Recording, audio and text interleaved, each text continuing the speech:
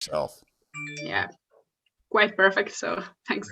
So you have been quite a busy man this past year, despite the circumstances. So when was the moment that you realized last year that this will probably take so long that you decided maybe to do a second solo album?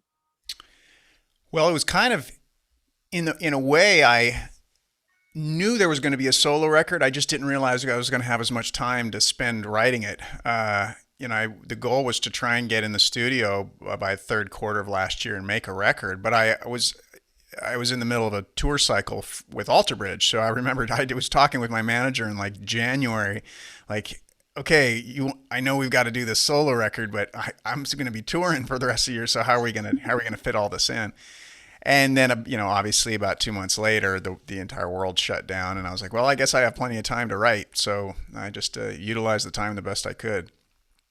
Hey, you managed to do the first solo record between many other projects. So Correct. Yeah. Just always, the thing about writing is you're always, at least the way I work, I can be on the road, I can be in the back of the tour bus, I can be in a hotel room, or in this case, I can be in my studio and get it done. I've been able to do it somehow for years. Fingers crossed it can keep happening. yes. So how did this album come to life? I believe it must have been quite different from the other albums since you had so much time and you spent it home in your studio. Yeah, it was definitely a luxury having so much time to focus on something.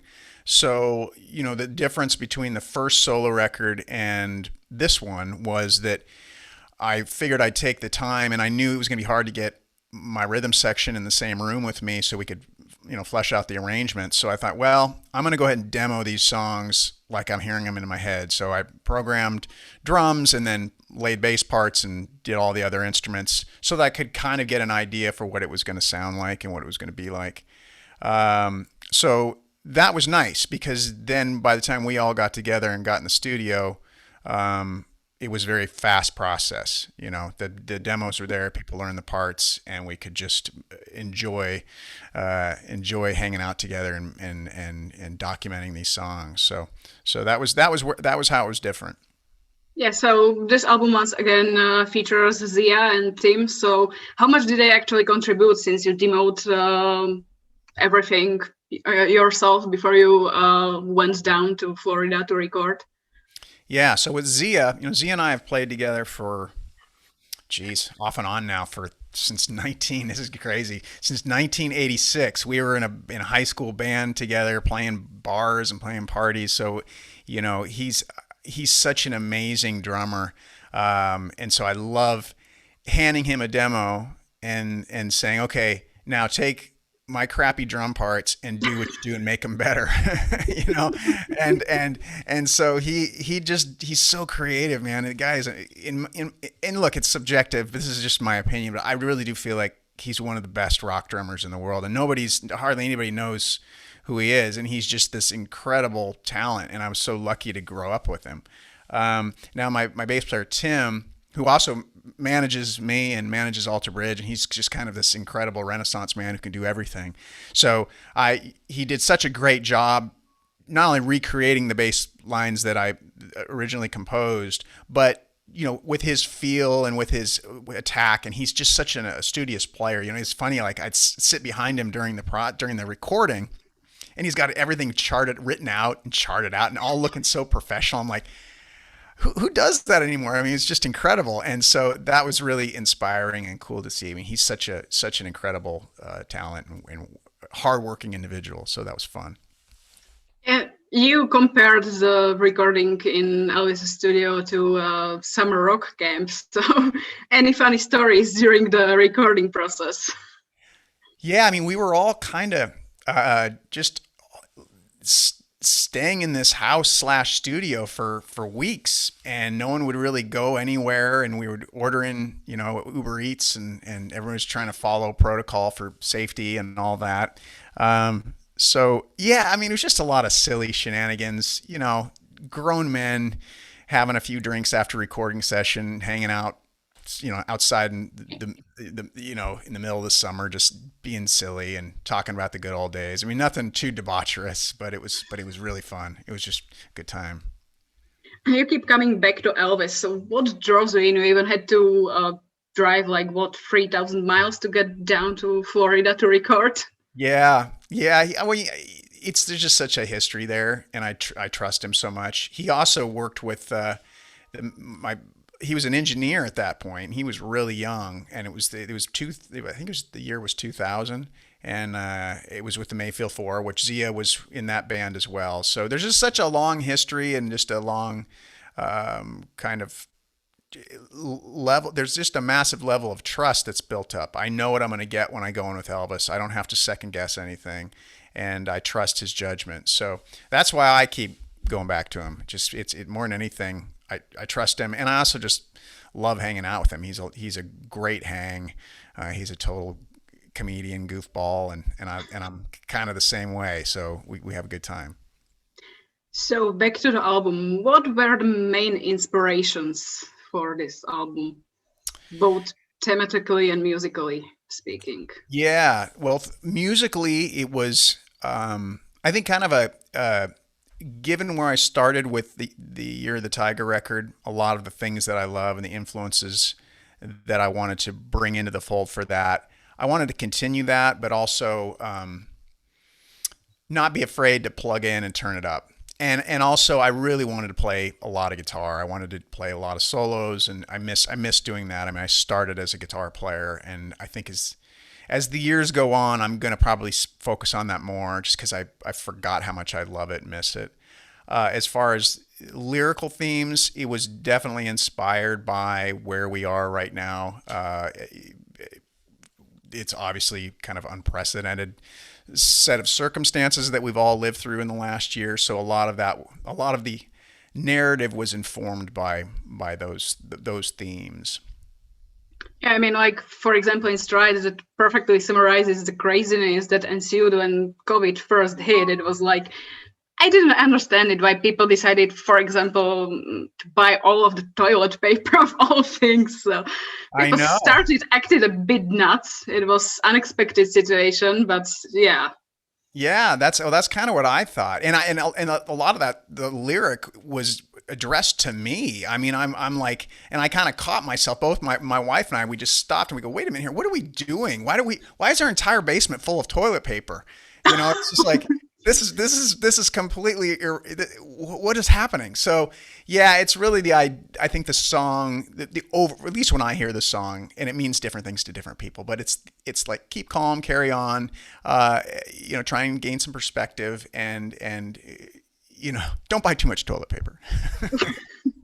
Yeah, like generally, you seem to not only be touching the subjects of the COVID and stuff like that, but the society as a whole nowadays. Like, and it sounds a little bit frustrated to me in a point, but yet hopeful. So, how do you keep such a level-headed and sober view on these things?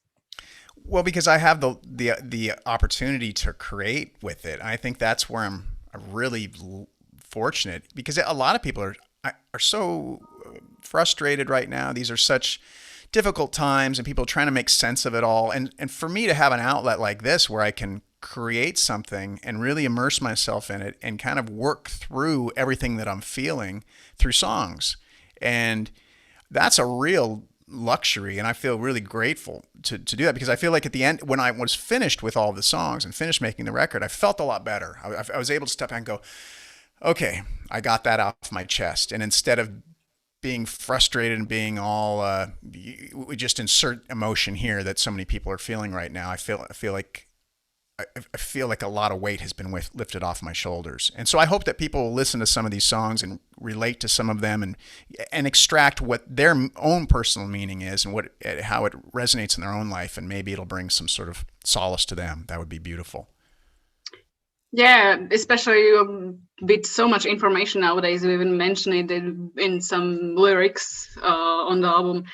It seems like people don't know what to do with that many information coming from every side, and Yeah. Yeah, yeah. it's information is becoming, at least the way I look at it, it's hard to figure out what is actually real and not real. And that's for me, I've never experienced that before. I was like, well, here I'm reading this here, and I assume that this is true, and now I don't know anymore. So, yeah, there's expressing that awareness and expressing that frustration, how to navigate moving forward with that it was definitely a theme on a handful of songs. Yeah.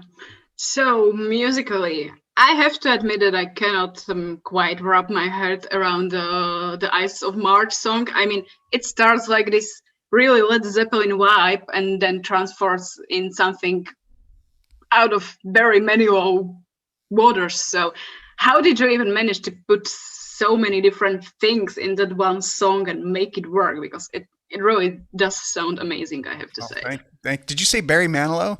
Yeah, Nice. I was actually like going through some of his songs, and some parts of it just makes you wanna dance that song. So That's funny. I actually saw Barry Manilow perform oh man, it was longer than that, maybe 30 years ago. I was a kid, and I actually, yeah, my mom played a lot of Barry Manilow in the house, so maybe that's where that came from, unknowingly. maybe. But yeah, I appreciate that. I mean, that was the most important song for me to try and get right. I knew that it was going to be the cornerstone of the record, and so I spent a lot of time trying to find the appropriate parts for it, and it took the longest. I started writing it in January, before the world shut down. It was that initial idea of the verses it came to me kind of in a half dream, and I got up and wrote it down and played it on the guitar and recorded it and forgot about it. But then when I revisited it, I thought, okay, this is something that could be cool, but I'm gonna have to spend a lot of time. I want it to have a nice arc, and I want it to have, tell a story, and by the end it had turned into this, journey. So I'm glad that it resonated. Does that happen often too, that you kind of dream a song or part of it or some kind of inspiration for songs? Yeah, it happens a lot. A lot of my favorite ideas tend to come from the dream state. One of the first ones I remember, at least in the last like 15 years, was there's a song on the second Slash solo record, the Apocalyptic Love record, called "Standing in the Sun." And the chorus, "You could be standing out in the sun when the rain's coming down, rain's coming down." We were on tour, probably in 2010, and I was kind of dreaming, and I dreamed the melody and the chord progression, and I got up and I recorded it on my phone, forgot about it. And so when we were putting the songs together for what would become that next record, that's where that came from. And so it's interesting how many ideas that end up making records are in those kind of dream states. Go figure. Yeah, so with the album being scheduled for May, do you have some singles prepared? When can we expect next song to hit? It's top secret. No. Yeah, we have a I few. hate this answer. Right? I know. I want the dirt. We're trying to figure out exactly when the next song will drop. It's so different now. Like when I first started making records back in the day, it was such a long, drawn out process. A single would come out and sit there for months and months, and then the next one would come. Now the information's just moving so quick. People are like, "Where's the next song?" And it's been 2 weeks. Where's the next song? So hopefully soon, I will tell you that. And as far as what song it will be, that is definitely top secret. My manager will kill me if I tell you. We don't want that. So you also recorded some of the songs in the Fox Theater, so we already had opportunity to see the in stride. So Yeah. what other songs did you record? Only the songs from this album, or even some other songs? Yeah, I just did songs from this record. Not the entire record, but I think I did about half the record in there. And it's interesting because I hadn't seen that performance in a little while, and I realized as I was watching it, I was like, man, I had a lot of coffee to drink that morning because the song is really fast. It's just like, "Cool down, baby, it's gonna da da da da da." I'm just like, hey, we're playing this song really fast, but it was fun. It was good. It was good to stand on the stage again.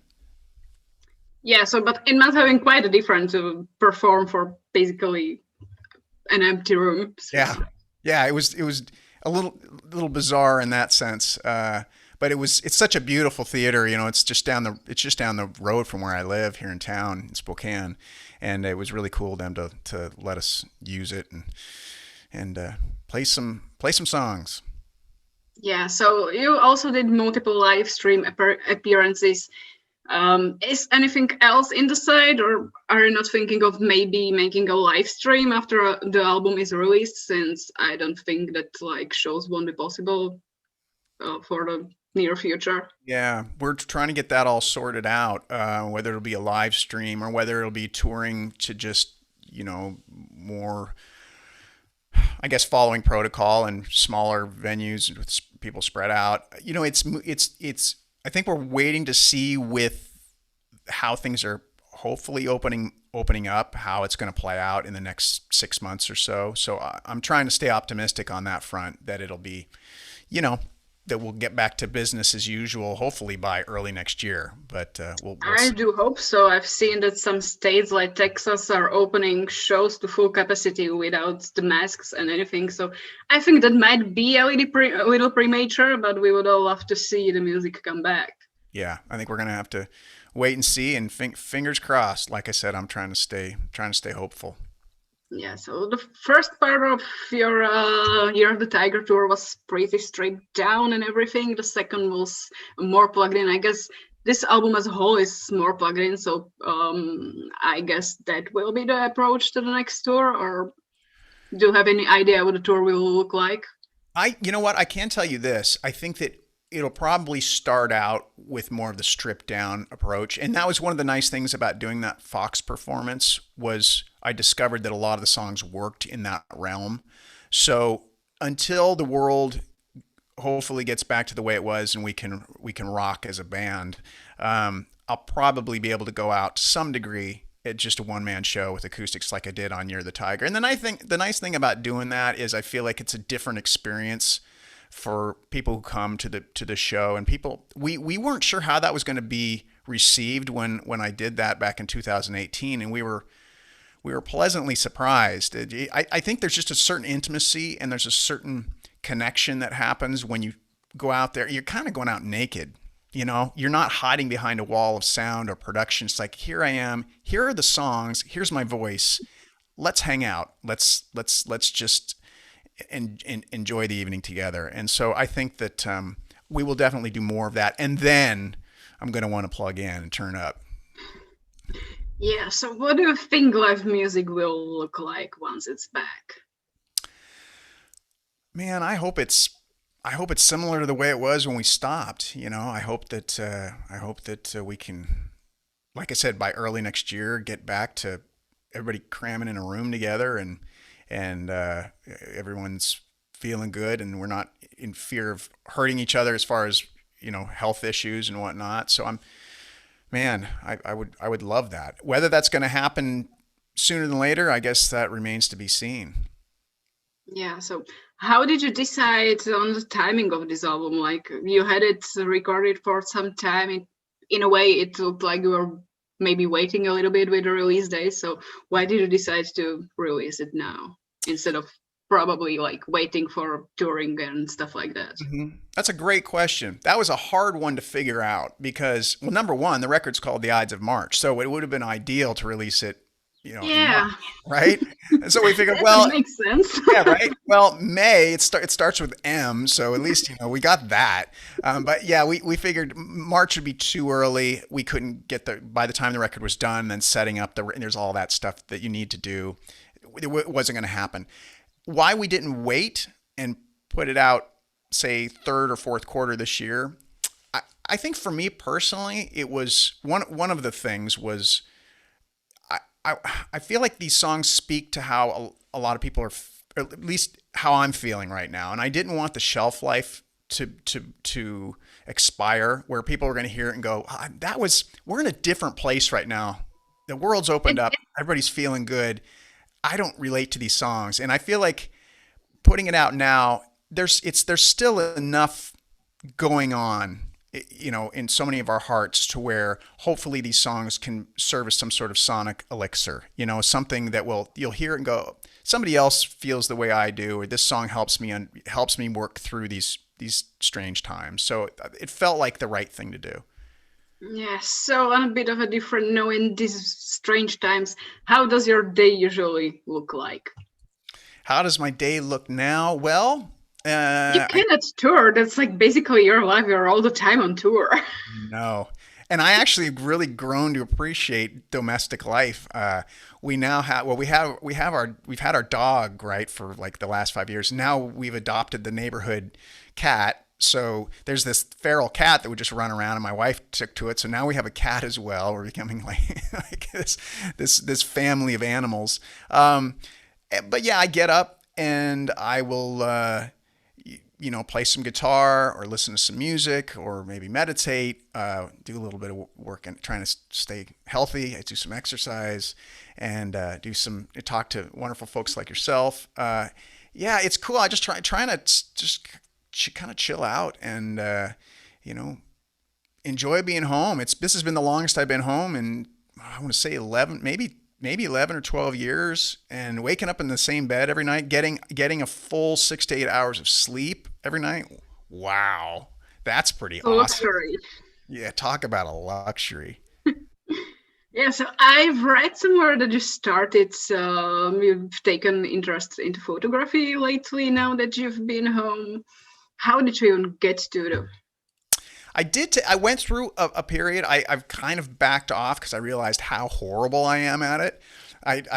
I'm definitely not a natural photographer. But yeah, once I realized that the world wasn't going to be opening anytime soon, it was like, well, I better get one of these fancy cameras. And if I need to shoot pictures of for whatever for the business, that I have the ability to do that, and also like just this sort of thing, using it for talking with people and trying to get more understanding of how all of that works. So yeah, I mean, I'm certainly no Annie Leibovitz, but I can kind of get the job done. So is there any genre of photography that especially draws you in? Well, good question. Not particularly. I mean, I have an aunt who's just amazing with like nature and animals, and it's just pretty impressive. And some of her stuff has been published, and so she lives on the other side of town. So sometimes I'll go over there and she'll show me some of her stuff. And it's once again, when I see her quality of work, where it's so good and she has such a good understanding of how to do it, I'm just like, I have no business trying to do this. I'm mean, just give me my guitar. As long as you enjoy it, why not? Yeah, it does. Yeah, that's a good point. It is for enjoyment. Or maybe will you share some of the photos on the socials or something like that in a time? Who knows? Maybe that's actually a good idea. I If think people would be quite interested in All right, that. all right, maybe I'll start a little side thing there on the Instagram. Yeah, so besides not being able to tour, how did this whole pandemic affect you personally? It's taught me a lot. It's taught me not to take things for granted, and it's taught me that to appreciate where we are. Look, this has been part of my journey really for the last few years. The idea of trying to stay present and not always worrying about the future and not always obsessing about the past and just staying right here. And I think that because the world has slowed down the way it has, it's allowed me the time to practice that and get better at it. And so it's been as hard as this has been for me on some levels, not being able to play music. It's also been a necessary power down. I think it's something I needed to do probably for quite a few years, and I feel like I'm in a better place psychologically because of it. Yeah, so what are your plans for the near future? Touring is not in the picture for next few months, so what else are you going to do meanwhile? I'm going to. I will probably work on my photography. Uh, I will You need to probably start. practice. Yes, exactly. And I will probably, just continue to try and build up catalogs of songs and whatnot because I have other projects I play in that are gonna need songs, so I'll need to start thinking about that. And it's gonna be, I'm sure I'll find something to keep me very busy. Yeah, I mean, I saw Brian mentioning on the socials that you plan to do the AB number 7 sometime by the end of this year. So, Yeah, it probably will be my guess would be next year, given the state of things. But Mark and I we've got a long ways to go. We've got a lot of writing to do. yeah. Okay, so any other last words to the fans and everyone out there? Well, just want y'all to know that I miss performing for you, and I hope you maybe take some time if you can to check out the new record Ides of March. I'm really thrilled to be releasing it, and hopefully, fingers crossed, I'll be on the road if the world reopens to the point where I can play some music again for y'all. So look forward to it. Me too. So thank you very much for your time for this interview and have a nice rest of the day. And Thank you good so luck much. with the album and the release. Thank you so much. Same to you. You have a good one. Yeah. All Bye. right. Thanks. Bye bye.